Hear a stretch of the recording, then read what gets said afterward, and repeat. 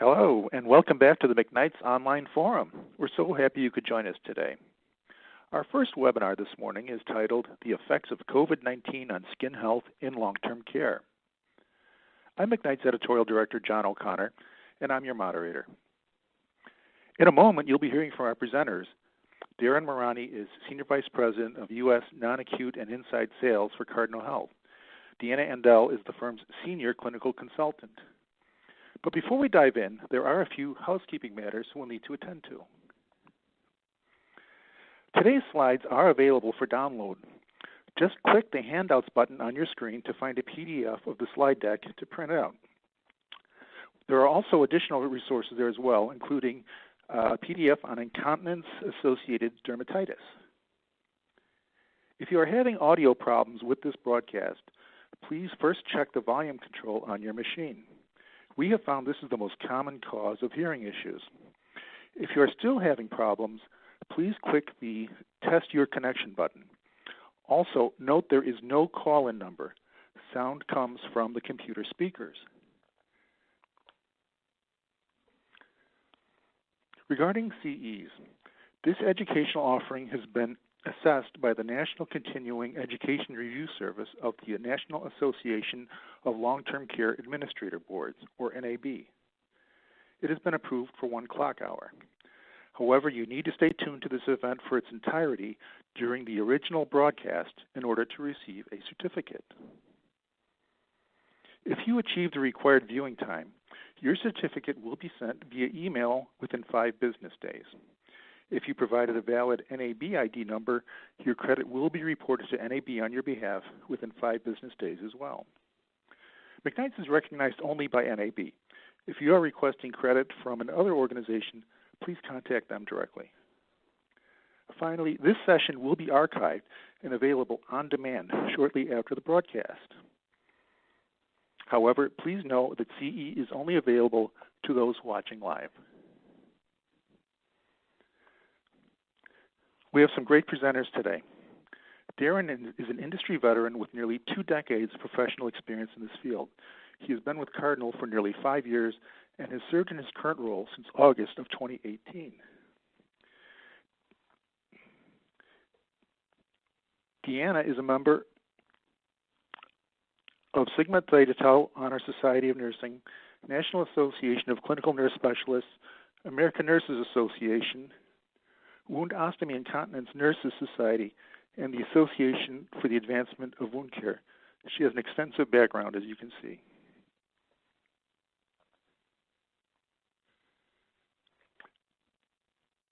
Now, following this webinar, participants should have an increased knowledge in several key areas.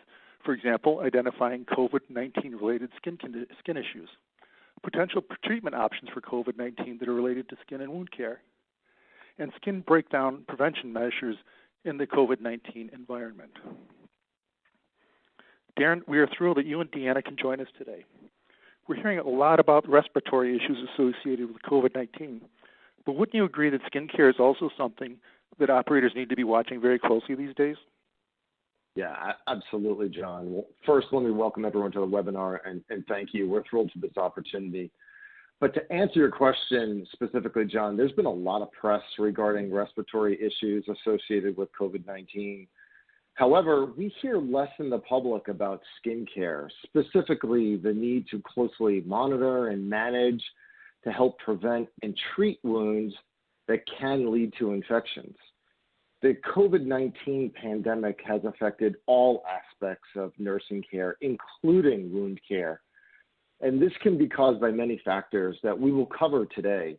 Most long-term care facilities recognize the need for proper skin management, yet they're overwhelmed and they lack the necessary time and education to devote to this important issue. So a systematic approach for using prevention and treatment protocols, staff education has proved effective in reducing these incidences. And that's just regarding the residents. And what you'll also see today is we must also take measures to help prevent and treat our frontline workers, the healthcare professionals who are wearing PPE for prolonged periods of time and are constantly washing their hands, which could also lead to skin breakdown. So this is an important and timely topic, and we really appreciate the forum. Terrific. Well, if you're ready to roll, why don't you take it away? Hey, thanks.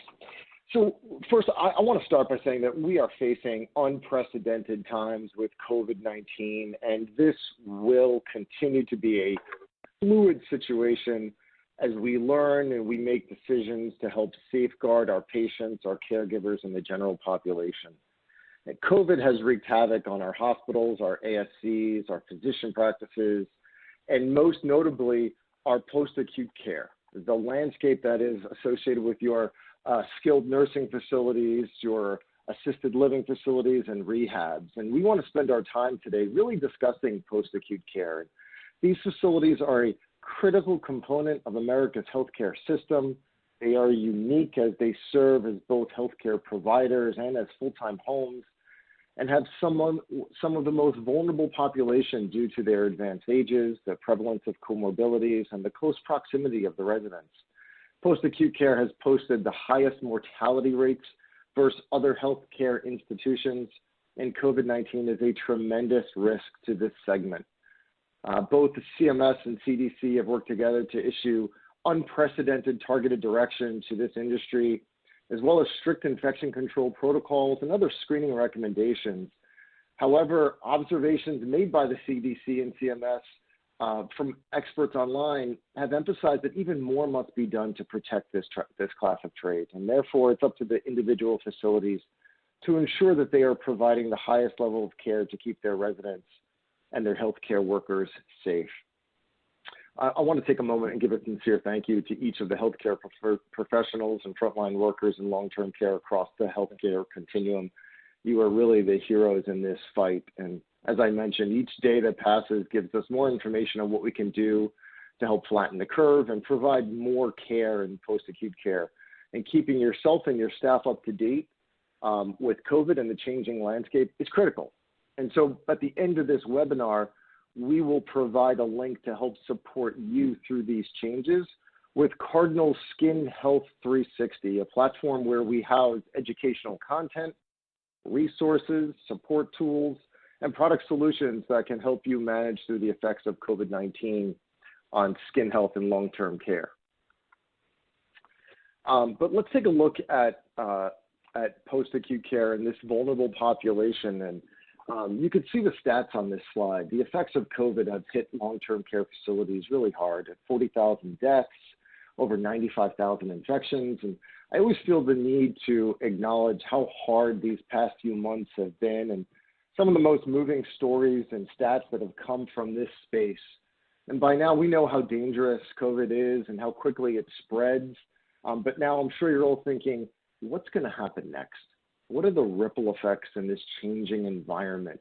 And since we don't know when this pandemic will take a turn for the better, now is the time to develop a deeper understanding of COVID-related skin health concerns and prevention measures for this population. So with that, I will pass it on to Deanna Endell, a lead clinical consultant for Cardinal Health within the post-acute care market. Deanna?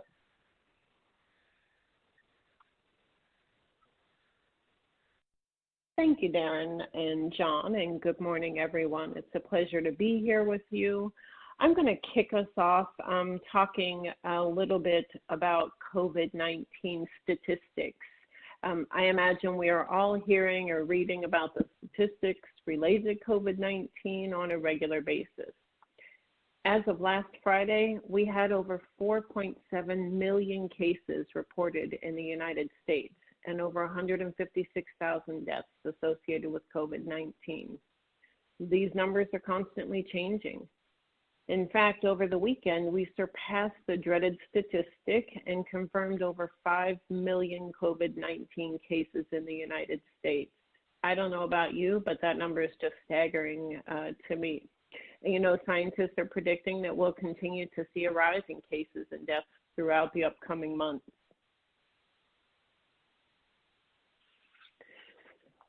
So for most, if not all of you, these usual symptoms of COVID-19 are somewhat familiar.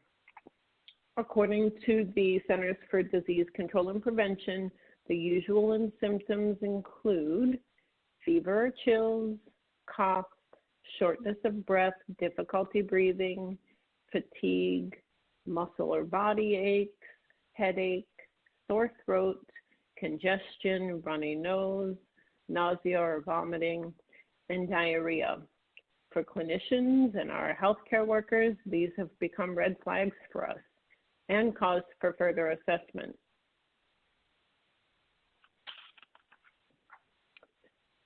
But I'd also like to talk to you about some unusual symptoms associated with COVID-19 that are gaining interest. According to a paper published by the staff at the Mayo Clinic this year, COVID-19 might cause mild gastrointestinal symptoms, including a loss of appetite, nausea, vomiting, and diarrhea. These symptoms may last only one day. Some people with COVID-19 have diarrhea and nausea prior to developing fever and respiratory symptoms. And how about the new loss of taste or smell? This symptom has gained particular interest recently as the research is suggesting that this may be an early predictor of COVID-19. In fact, many facilities have included this on their screening questionnaires. The Mayo Clinic defined it as a new loss of smell or taste without nasal congestion that typically lasts 9 to 14 days. Furthermore, COVID-19 might cause eye problems, such as enlarged red blood vessels, swollen eyelids, excessive watering, and increased discharge. The infection may also cause light sensitivity and irritation. It should be noted that while these symptoms are more common in people with severe infections, they are still worthy of further assessment. Also, COVID-19 has been reported to cause confusion in older people, especially those with severe infections. This is particularly interesting as there are so many other conditions that include confusion on the list of symptoms.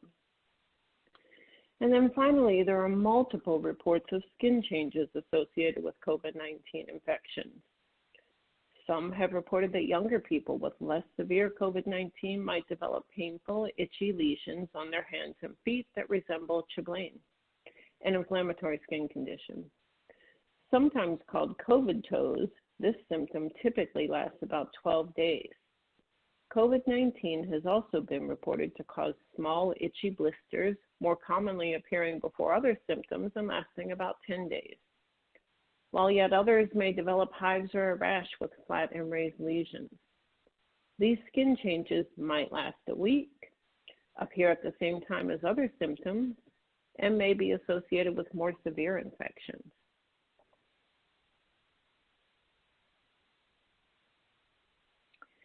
I believe it's safe to say that COVID-19 has affected all of our lives in one way or another. But today, I really want to spend some time talking with you about how COVID-19 affects skin health. During the presentation, I'm going to focus on identifying, treating, and preventing COVID-19 related skin complications in both residents and healthcare workers, as Darren had alluded to earlier. But first, let's do a quick review of a few skin basics. As we know, our skin is our largest organ. Its primary function is protection. It provides a protective barrier against the external environment while maintaining a homeostatic internal environment. So let's do a quick knowledge check for everyone. And please feel free to share your answers by entering them into the chat box. So our first question, approximately what percentage of total body weight can we attribute to our skin? And I'm going to give you a few seconds to enter some answers.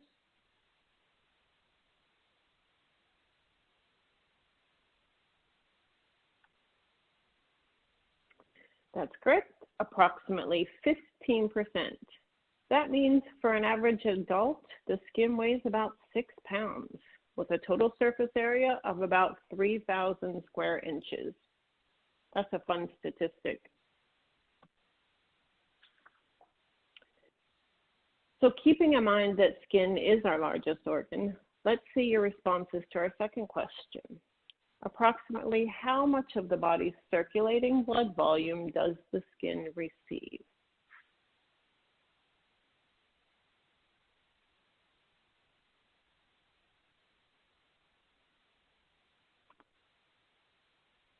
Well, according to Brines and Nix, in acute and chronic wounds, about 1/3 of our circulating blood volume goes to supply nutrients to our skin.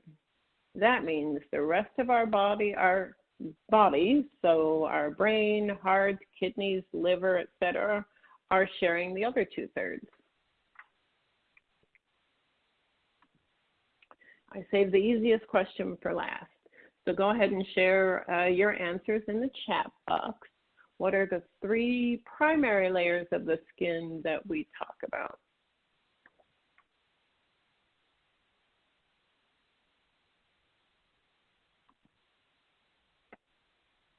So actually, there are more than 3 layers. There are many more layers within the 3 primary layers, but typically we're talking about those 3 layers you see here in the answer box: the epidermis, the dermis, and the hypodermis. So the epidermis is the outermost layer. That's the one we touch and feel and see. It is constantly renewing itself about every 26 to 42 days. The dermis is the thickest layer of the skin. It ranges from 2 to 4 millimeters in thickness, and this is the layer that's vascularized and innervated. And then the hypodermis is the subcutaneous layer below the dermis. It's an adipose layer that provides insulation for the body and a ready reserve of energy.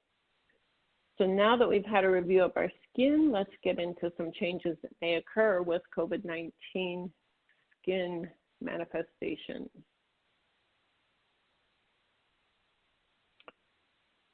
So the Cleveland Clinic Journal of Medicine published a paper in May of this year. They reported a number of cutaneous manifestations noted in patients with COVID-19 disease. These various eruptions, rashes, and lesions were noted in COVID-19 patients from all over the world. For example, the photograph on your left is a typical morbilliform rash. It's commonly seen with drug reactions, but also commonly seen with different viral infections. Then the one on the right you see is the typical urticarial rash, otherwise known as hives. And again, hives can pop up as a result of a reaction to medication or food allergies, or maybe external elements like insect bites or bee stings. I should note that hives can be life-threatening when associated with severe angioedema or shortness of breath. This level of reaction requires immediate medical attention.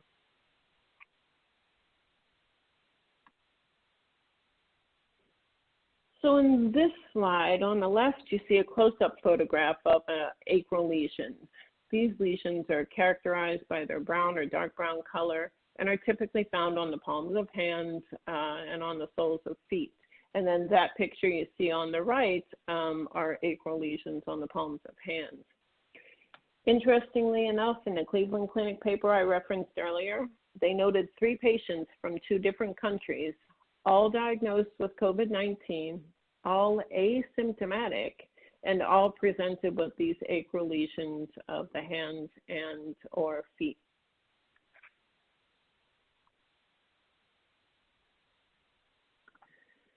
So now let's talk about this new phenomenon called COVID toes. There's been quite a bit of discussion recently about COVID toes as another symptom of COVID-19, and often in milder cases of COVID-19 infection. In fact, Dr. Freeman of Massachusetts General Hospital and the director of the International Dermatology COVID-19 Registry stated that of the 400 reports from 21 different countries that she received, nearly half of them were diagnosed COVID toes. The lesions resemble chilblains, which are caused by inflammation in the small blood vessels of the skin and are usually in reaction to colder temperatures or damp weather. Chilblains typically present as itchy, edematous, red, or purple lesions. However, what's unusual with COVID toes is that during the coronavirus pandemic, there are reports of patients experiencing these symptoms who are living in warm, dry climates. Dr. Freeman also reported that some patients developed COVID toes early on, along with other symptoms such as fever or cough, while others developed the condition well after their other symptoms have passed, almost like a post-viral response. And a third group of patients develop that as the only symptom.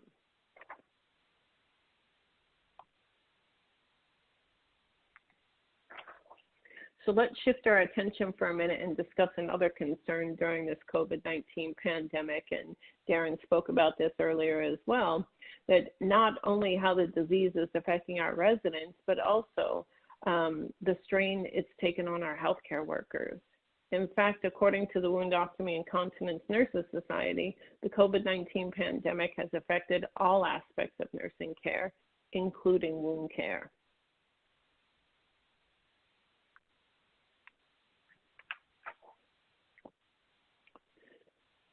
So nursing care during a pandemic, these new and challenging circumstances we're faced with it just may necessitate changes in our practice, particularly how we deliver care to our residents. So for example, many facilities are implementing remote assessments in order to minimize contact, such as telehealth consultations. Additionally, I've heard from many of my colleagues out there in wound care that they've had to reallocate dedicated wound care nurses to other areas due to extreme staff shortages related to COVID-19.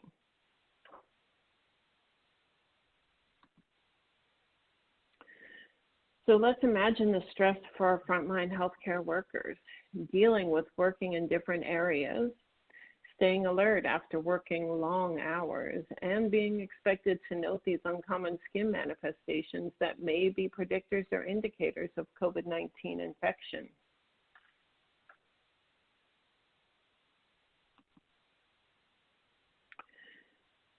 Let's take the discussion of skin health a little further and touch upon our incontinent residents. Whether they're experiencing increased episodes of incontinence, or perhaps longer wait times between incontinence care due to staffing shortages, your residents may be at a greater risk for developing moisture-associated skin damage or incontinence-associated dermatitis. And as we know, moisture is a contributing risk factor for developing pressure injuries. Additionally, misclassification of symptoms can affect treatment plans. For example, differentiating COVID toes from deep tissue injuries can be challenging for wound care professionals. Think how it may be for a frontline healthcare worker that hasn't spent a great deal of time working in the specialized field of skin and wound care.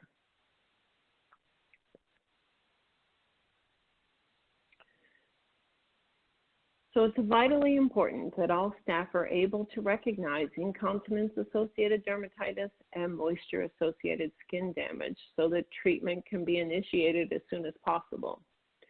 Again, failure to manage IAD and MASD can lead to further skin breakdown, as I said, including pressure injury development.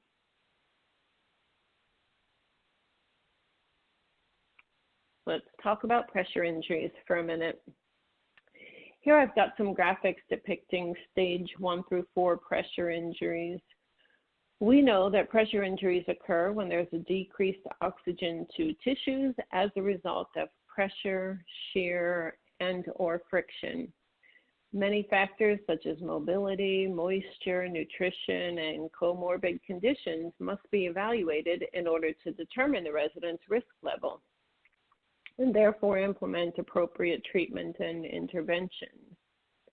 According to the National Pressure Injury Advisory Panel, there are 6 stages of pressure injuries. Stage 1, non-blanchable erythema. Stage 2, partial thickness skin loss. Stage 3, full thickness skin loss with or without necrotic tissue. Stage 4, full thickness skin and tissue loss with or without necrotic tissue, possibly exposed bone or muscle. Additionally, an unstageable pressure injury will present with necrotic tissue and is typically a stage 3 or 4. Once debridement occurs, and the extent of damage can actually be assessed. And then finally, the deep tissue injuries present as dark purple or maroon areas, typically over a bony prominence, or blood-filled blisters. And the extent of damage is unknown as the outer layer of skin remains intact.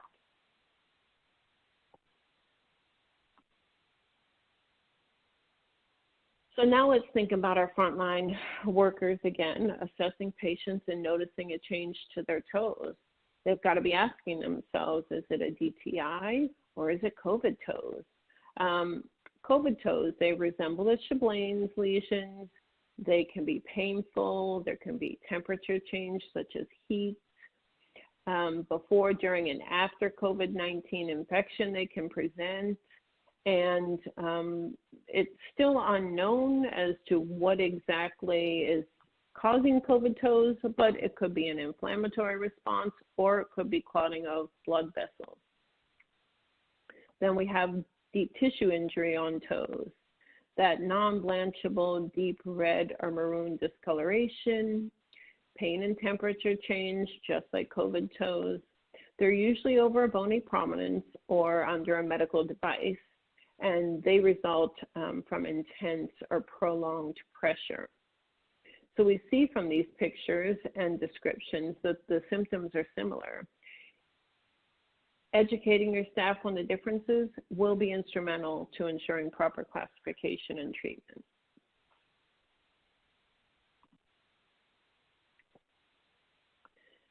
So again, speaking of the frontline healthcare workers, I would be remiss in my duties as a nurse and a wound care professional if I didn't speak to the reported challenges they are experiencing with maintaining proper skin health. For example, and nobody will disagree that it is absolutely necessary in order to protect themselves and your residents to minimize the spread of COVID-19, your healthcare workers are wearing their personal protective equipment for extended periods of time. Furthermore, and again, while absolutely necessary, healthcare workers are washing their hands more frequently and using more hand sanitizer, both of which can cause dryness and irritation to their skin, which can lead to skin breakdown.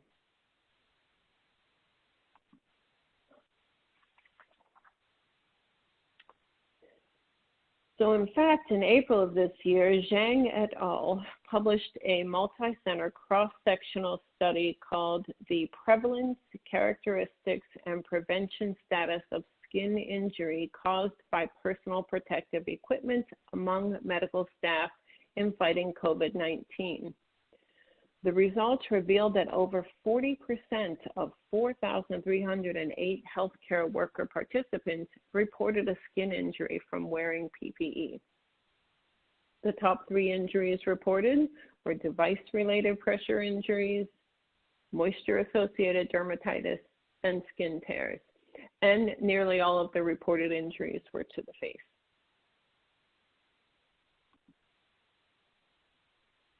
And we discussed earlier risk factors for pressure injury development that include pressure, friction, shear, and moisture. So the continuous use of medical devices such as PPE is putting healthcare workers' skin at risk due to the sustained pressure, tension, friction forces, and moisture. As reported in Prevention of Skin Lesions Caused by Personal Protective Equipment, published in the Journal of Tissue Healing and Regeneration earlier this year, if we manage to reduce the physical forces without changing the safety capacity of PPE, we can reduce the impact on tissues and improve the skin's ability to respond to constant aggression.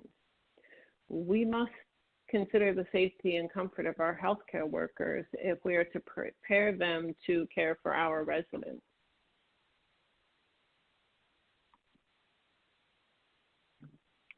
Additionally, increased hand washing and the use of hand sanitizers can cause significant breakdown to hands. Skin breakdown, such as dryness that leads to cracks, can disrupt the skin's protective barrier and provide a pathway for bacteria and fungus to penetrate, resulting in infection. You know, this also feels like a good time to talk about the importance of hand washing for our residents too.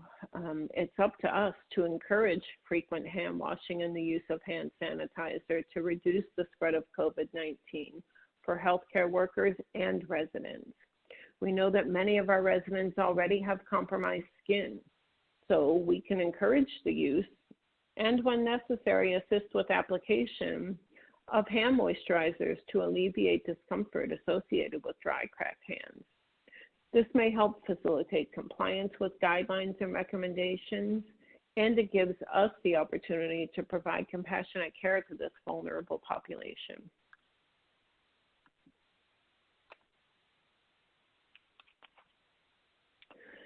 So let's shift our focus again. We've identified COVID-19 skin-related concerns for both residents and healthcare workers. Now let's talk about some treatment options.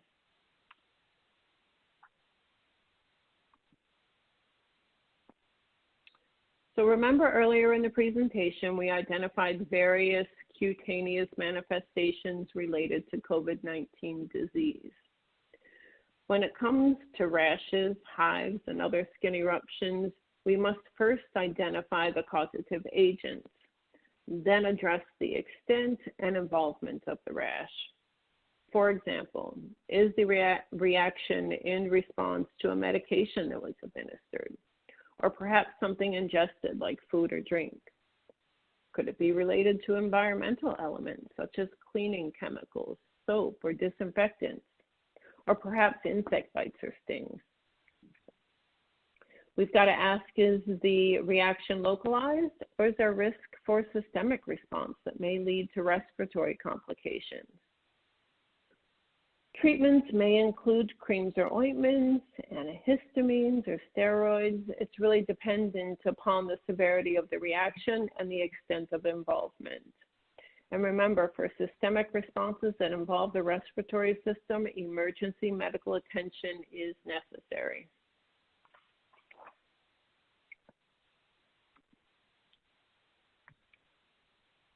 So let's talk about our incontinent resident.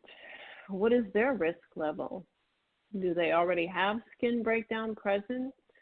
Is there injury associated with pressure?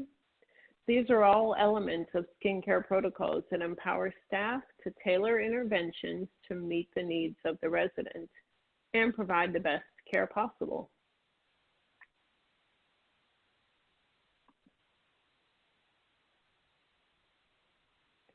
So according to Bryant and Nix, when developing or revising your skincare protocols, start with the basics. First, you've got to determine the underlying cause, and then implement treatment plans to heal the skin and prevent further breakdown. For example, when pressure injury risk is identified, use offloading devices and turning protocols to alleviate pressure. Use cleansing wipes that are pH balanced and gentle on the skin when providing care after episodes of incontinence. And if you're currently using a reusable underpad or layering chucks with a draw sheet, you may want to think about how to create an environment that's more conducive to a healthier skin microclimate.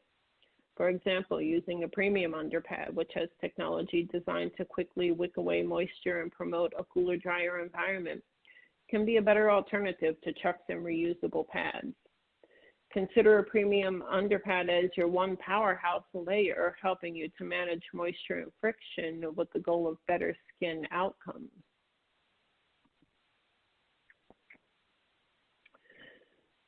So in order to provide individualized care for each resident dependent upon their individual needs, it's important to have a well-stocked toolkit. Having the right tools will empower your staff to initiate treatment and prevention protocols early to avoid further breakdown and facilitate healing. So this is a good time for us to take a few minutes for another knowledge check. So remember, use your chat box to provide your answers and recommendations. And take a look at this slide. You see a picture of a typical hydrocolloid dressing. So go ahead and tell us a few types of wounds that would benefit from the use of a hydrocolloid dressing, or how you use hydrocolloid dressings in your practice.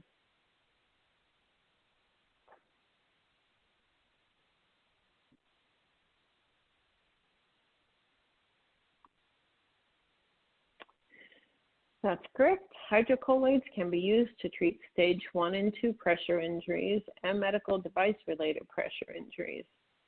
Additionally, hydrocolloids can be used as an interface between the skin and device for device-related pressure injuries.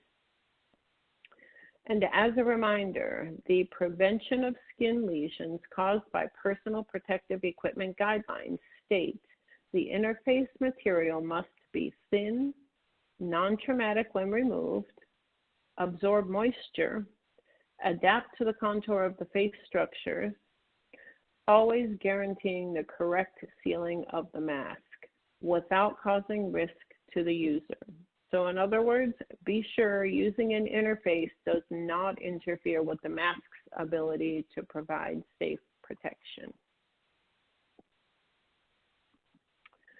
All right, so our next knowledge check, we've got a bordered foam dressing here. Take a moment, share in the chat box some examples of when you might use a bordered foam dressing.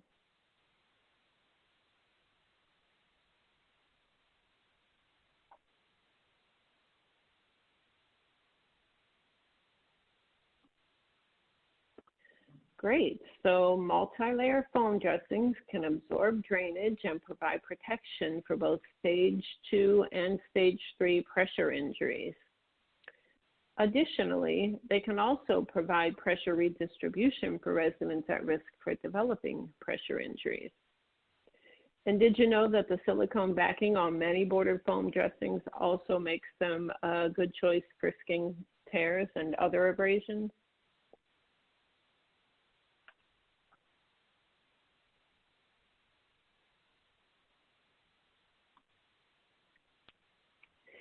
All right, our last knowledge check. Let's see what recommendations you have for using barrier creams and ointments.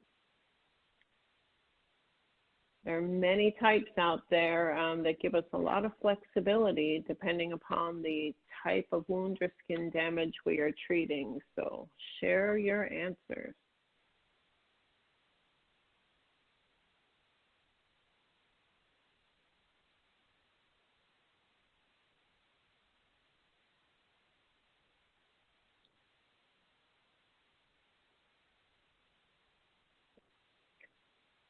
All right, so the most common use is to protect the skin of an incontinent resident.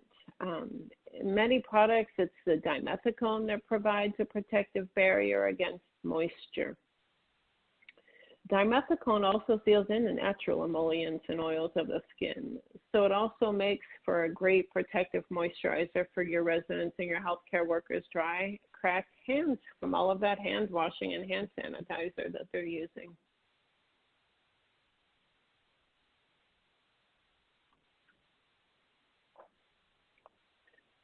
So remember, we touched earlier on healthcare workers and residents experiencing dry, cracked hands as a result of excessive but necessary hand washing and the use of hand sanitizer.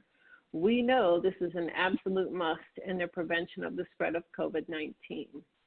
However, there are things we can do to protect the skin on our hands.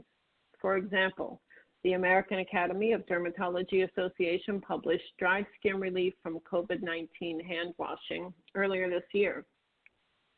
They actually outline instructions for washing your hands, stating that it should be for at least 20 seconds with lukewarm water and soap. Then they recommend that you dry your hands with a clean towel and apply cream or ointment. They recommend using petroleum or mineral oil-based products that are fragrance-free and dye-free. And to be sure and apply to your hands, including fingertips and nails. They also talked about leaving a little bit of water behind on your hands after you've rinsed them before you apply the moisturizer.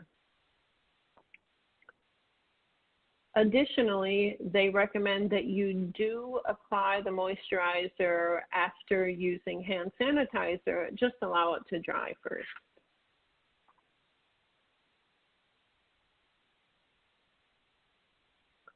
So the final section of our presentation, I want to talk about prevention measures. Now that we've identified the skin-related issues and talked about treatments, we can move on to some prevention measures for further breakdown of skin.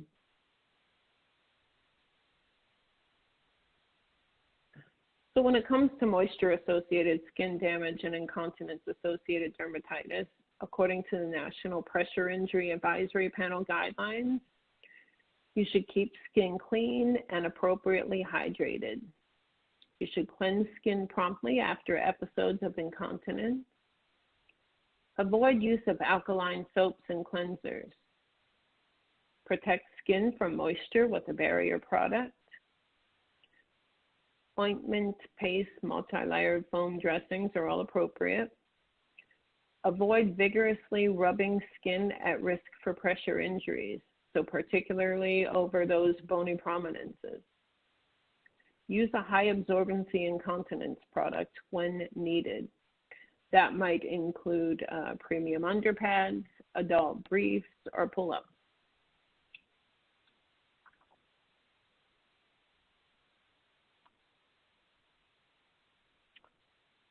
So additionally, for pressure injury prevention, Bryant and Nix recommend that you use skin protectants, as we talked about, offloading via positioning and repositioning. We spoke about that a little bit earlier.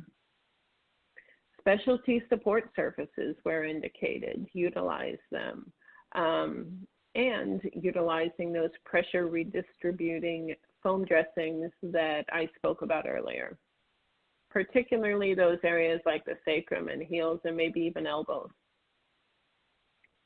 And for medical device-related pressure injuries, the National Pressure Injury Advisory Panel recommends that you do things like choose the appropriate size oxygen cannula, use skin protectant or dressings for skin device interfaces, rotate the equipment location when possible, and assess, document, and educate.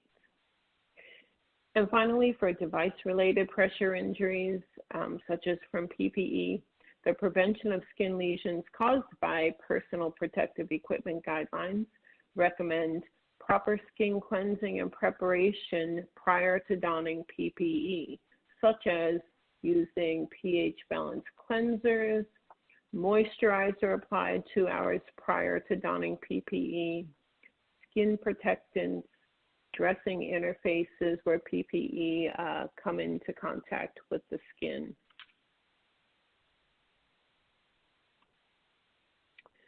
So in fact, the National Pressure Injury Advisory Panel produced several posters specific to each care setting with recommendations on how to prevent device-related pressure injuries. And I've gone ahead and pulled this one that's specific to long-term care. You can access this poster yourself and print it from the NPIAP website.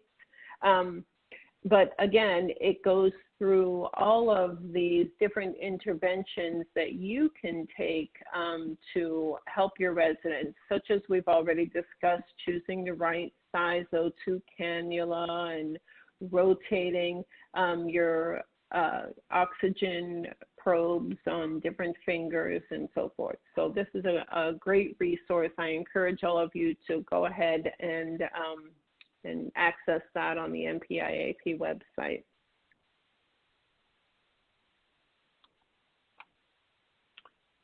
And then in an article published this year by the Journal of Tissue Healing and Regeneration, I spoke of this earlier, prevention of skin lesions caused by personal protective equipment, major factors to consider in preventing healthcare worker skin damage are, again, cleansing with a pH balanced cleanser before and after PPE use, using barrier protectants, whether that's cream or skin protectant, dressing interfaces such as hydrocolloid dressings, and then cutting the molds for those areas of greatest pressure, such as the forehead, the bridge of the nose, and the cheekbones.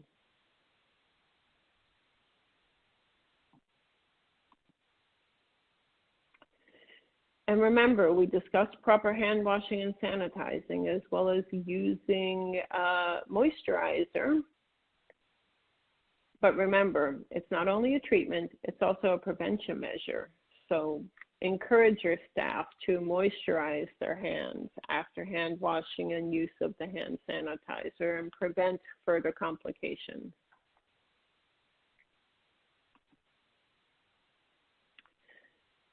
So in summary, identifying and documenting cutaneous manifestations before, during, and after COVID-19 may not seem as crucial as other symptoms associated with COVID-19 infections.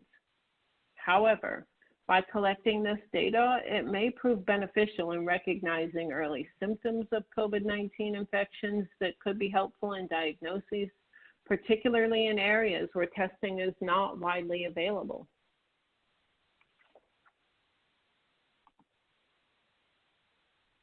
And treating cutaneous manifestations of COVID-19 can provide much needed relief to patients and caregivers, healthcare workers, and reduce the risk for further complications, such as bacterial and fungal skin infections. And remember, prevention starts with educating yourself, your staff, your residents and family members with facts. Provide resources based in fact and science to help reduce anxiety and promote best practices for preventing the spread of COVID-19.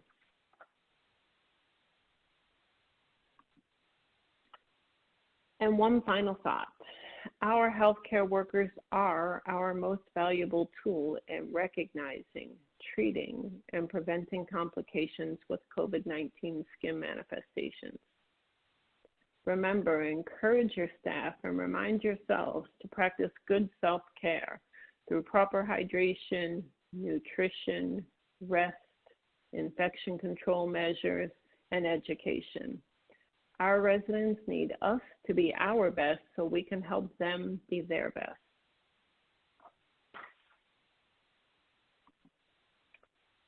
You can access the best and current practices from all of these reputable sites. I've provided a slide on those, as well as you can visit the cardinalhealth.com Skin Mission for additional resources, education, and support tools.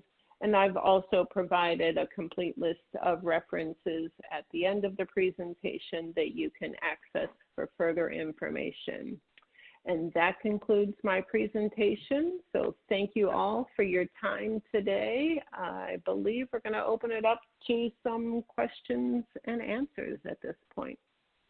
Indeed we are. Well, thank you, Deanna. That was a terrific presentation. And boy, you sure did cover a lot of ground there. Nobody can accuse us of being skin deep. Sorry, couldn't resist that. We do have some time here for a few questions. And I would like to remind the audience, please go ahead and send any in that you might have. I'm going to go ahead and jump right in with, here's one here. Do you recommend disposable wipes over cloth for cleansing between incontinent episodes, particularly during the COVID-19 pandemic? Yeah, so thank you for that question. Yes, I do, for a couple of reasons. Cross-contamination is a serious concern, particularly right now. So during this COVID-19 pandemic, disposable cloths allow your staff to use them and throw them away without concerns for red bagging them, the soiled clothes, and then risking further contamination. Additionally, washcloths tend to be a bit abrasive, so already adding to irritated and potentially damaged skin, we want to reduce and minimize the risk for further breakdown. Very good. We're getting a lot of thank yous, so apparently this session has hit home. One of the viewers asks, what do you recommend for a good moisturizer to use after hand sanitizing? Great question. So according to the AADA, the dermatologist, they're recommending something that's based in petroleum or mineral oil. Those tend to be a little bit sturdier and last longer between uses.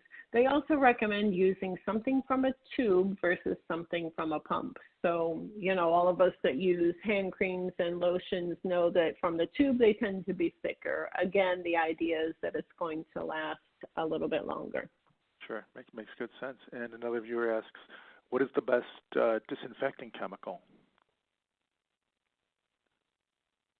So I'm not qualified to speak to that. I'm going to maybe just put a pin in that one and we can have somebody get back to you. But I would definitely recommend visiting the CDC website because they are going to have the most up-to-date information on what's the best disinfectant to use. Getting quite a few questions here. So another one that just came in, have you noticed a decline in existing wound conditions for those who have active COVID infection? So unfortunately, the answer to that is going to be yes. And I've talked to a lot of my colleagues that are out there on the front lines working with patients, and whether that's related to all of the medical conditions that are happening within their bodies and their bodies, inability to heal as it normally would, or related to just the decreased staff and amount of times that the staff can go in and see those patients for care. There's definitely been a decline out there. And interesting question here. One of the viewers asks, do you find a higher incidence of skin issues during this pandemic, or is this really more a matter of better reporting that's happening? That is a great question, and seems like a great opportunity to do some research on that. I don't think we have enough information on that right now is going to be my response. So I'm going to look forward to hopefully somebody publishing something on that. Yeah, that would be great. Lengthy question here, but a good one. I'm glad you mentioned healthcare workers and taking care of themselves. And PIAP recommends removing or offloading PPE every few hours. However, that presents a real issue in the sniff. Touching PPE, removing it, where to put it, etc. Any recommendations on PPE offloading for healthcare workers? Yeah, excellent point and question. They do recommend offloading that PPE regularly, and it is a challenge in long-term care facilities and acute care facilities as well. I believe that having the interface is designed to perhaps give a little bit longer wear time. I'm not qualified to speak to that or make a recommendation on that, other than, we've got to find ways to help our healthcare workers take care of themselves so that they can take care of residents. I think we're going to see a lot more published on that as well in the upcoming months. It's definitely a topic of discussion right now. Sure is. Another good question here. Are you hearing any more data statistics about COVID being found live in feces? Thus, are more facilities changing to disposable underpads? So yeah, another great question. In my research these past weeks and diving into skin issues, I didn't spend a lot of time on that particular topic, but I do know, and Annie, you may want to jump in on this one as well, or Barb, that we've had many facilities and chains talking to us about disposables versus reusables. It just makes sense at this point in time to use something that we have better control over when we're just throwing it in the trash. Anybody else from our team want to comment on that? Feel free to jump in.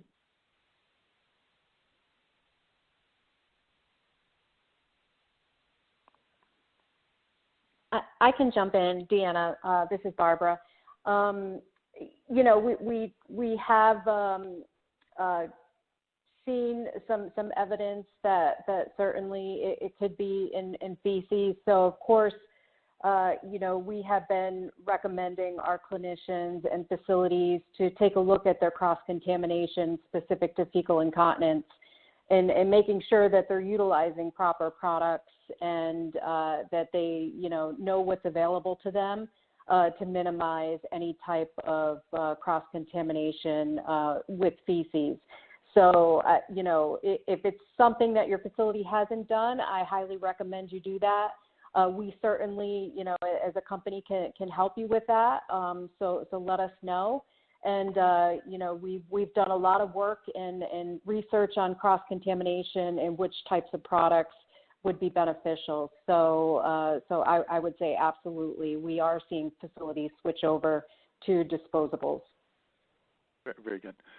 And a couple more questions here. We're kind of running up against the clock. One of the viewers asks, is there an easy way to tell the difference between an open area due to MASD versus an open area due to pressure? That is a question for all wound care nurses out there that we ask on a regular basis, I think. So great question. There are ways to tell. I mean, the first thing you want to look at is the area. Is it over a bony prominence? Is there risk for pressure injury there? Offload that area as quickly as possible. Oftentimes with the incontinence-associated dermatitis, it's going to just appear very bright red and irritated. It reminds us of diaper rash, right, when we were taking care of those babies once upon a time. So there are ways to tell. I'm going to reference you to the Wound Ostomy and Continence Nurses Society. They've got some great information on that, and we've got some great information as well. Again, most importantly, offload the pressure and then treat that skin condition and ensure it doesn't get to further breakdown. Sure. And here's a question I hadn't thought about, but I think it's an interesting one. The viewer asks, low air loss surfaces have blowers that fan the air. Do you think that can be an issue with active COVID? Well, it's certainly something to think about. I believe that the COVID patients are being quarantined and they're in protected areas with limited traffic. So I'm not sure if perhaps you're referring to, fans in their rooms or the overall ventilation system. And that I would not be qualified to speak to. So yeah. Very good. And another viewer asks, what are your thoughts of Lysol disinfectant spray? Well, if you're asking me personally, I carry it with me all the time. But again, for caring for your environment, your healthcare environment, I'm going to guide you to the CDC because their recommendations certainly are overarching and we should be following them. Mm-hmm. Well, we could probably take questions for quite a bit longer, but unfortunately we're just about out of time. So I'm going to have to finish with my sort of classic last question, which is if there's one piece of advice you want to have our audience members to take away with, what is it? Well, that's a tough one coming down to one, but, take care of yourselves so that you can take care of everybody else. Coming from a clinician, a nurse, we want to help everybody, but we've got to make sure we're taking care of ourselves first and stay educated. Keep up with the current relevant scientific data that's out there that will help you to take care of yourself and stay safe.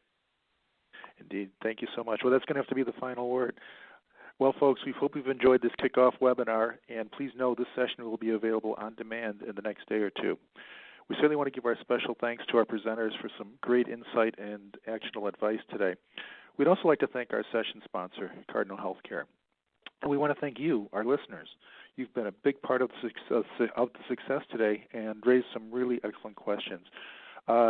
Kind of timely, we invite you to stay tuned for our next session, Attack on COVID-19, Maintaining Superior Infection Control with PPE and Disposable Products. That will begin shortly. Once again, thank you for tuning in to this McKnight's online forum presentation.